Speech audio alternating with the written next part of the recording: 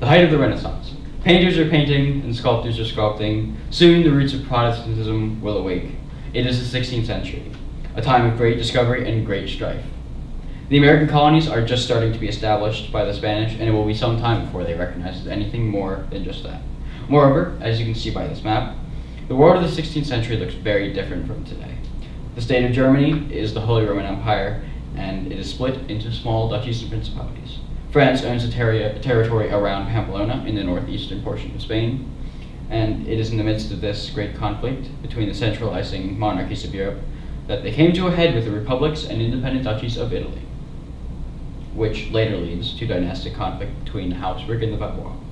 It is called the Great Italian Wars, and I am here to inform you about 3 battles that occurred in this war: the Battle of Gargalino and the Battle of Pavia. Having been interested in studying this topic for several years, I feel fairly confident that I can explain and convey to you what the significance of these battles in a brief and concise manner.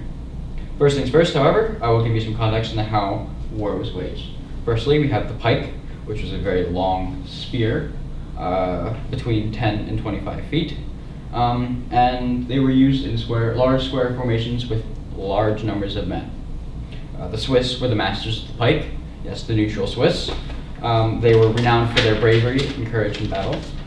They were capable mercenaries and the finest troops in all of Europe. The reason for this is because of their long string of victories, which started during the 15th century, as they were able to push out their Habsburg overlords. However, they were not the only ones in the battlefield. The knights were also a big part of 16th century warfare. They were now, at this point, called men-at-arms, no longer called knights. But what is really important is that their armor was particularly well made at this point. It was made of metal and made them invulnerable, pretty much for the most part, to the cut, and offered great resistance to the thrust. However, it could be pierced by our friend here, the firearm, which was being used in increasingly large numbers throughout the 16th century. There are 2 types of firearms that were used, the arquebus and the musket. This is an example of a musket, which requires a fork in order to properly use it, as it is very heavy. Now, that being established, I can go on to the actual battles. Firstly, we have the Battle of Gargalino, fought in December of 1503. This is a decisive battle in the French invasion of Naples, which began several years earlier, in 1494. By this point, the French had captured and lost the city of Naples and had been badly beaten in a previous battle. However, the King of France, King Louis XIII, sent an army of succor to assist in the invasion. The French army was approximately 20,000 men strong, including some Swiss mercenaries. His opponent was one Gonzalo de Cordova, a renowned Spanish commander known for his large-scale use of firearms and entrenchment. After much jockeying for strategic locations to engage in a pitched battle in the swampy areas around Naples, the 2 armies finally met, as previously mentioned, in December of 1503. By this point, the commander of the French army had been changed to Ludovico of Saluzzo, and a less competent man than the previous commander. Gonzalo, having taken the superior position in the previous month, surprised the French on the 29th of December by advancing towards French lines. Since the French were across the river, Gonzalo required engineers to build a bridge, and the Spanish troops crossed the bridge very quickly, which was quite a feat for that time, as moving large numbers of men over a very small bridge takes a long time. It is in this battle that one of the most famous knights of the 16th century got his name. This is de Bayard. He is perhaps the most famous knight of the 16th century. But regardless, the French would end up lose this battle. Some 4,000 to death, and another 4,000 being captured as they were surprised by the Spanish movement. The result of this battle was Spanish hegemony for several hundred years of the Kingdom of Naples.